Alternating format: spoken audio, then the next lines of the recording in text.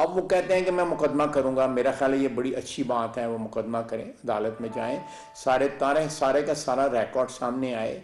और ये फरा गोगी साहिबा को जिनको इन्होंने NRO दिलवाया है पंजाब हुकूमत से, उनके केसेस ख़त्म कराए हैं। उनके जो हस्बैंड हैं जो आसिम जमील साहब, उनके केसेस ख़त्म करवाए हैं।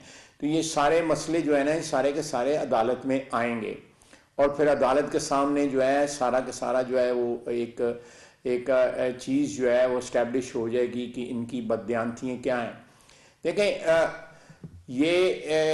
इस चीज़ को मैनिपुलेट करना, तोशा खाने के रूल्स जो हैं उनको बेंड करके अपनी फेवर में कर लेना और बाद में बाहर से पैसे जाके लाने। वो कहाँ से पैसे आए? बैंकिंग के ज़रिए आए, बैंकिंग चैनल के ज़रिए आए, या मनी लॉन्ड्रिंग हुई, या किस तरह पाकिस्तान में पैसा आया?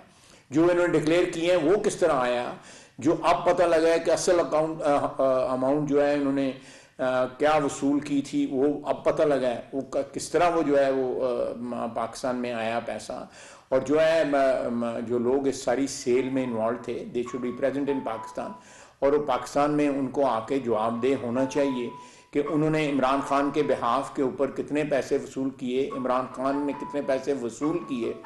ये सारी बातें जो हैं, ये मेरा ख्याल है कि कौम इनको, एक ऐसे शख्स को जो सारी दुनिया को बददियानत कहता है, जो खुद डिस्क्वालीफाई हुआ है ECP के डिसीजन में, तो ये सारा कुछ जो है, ये मेरा ख्याल है कौम का ये कर्ज है।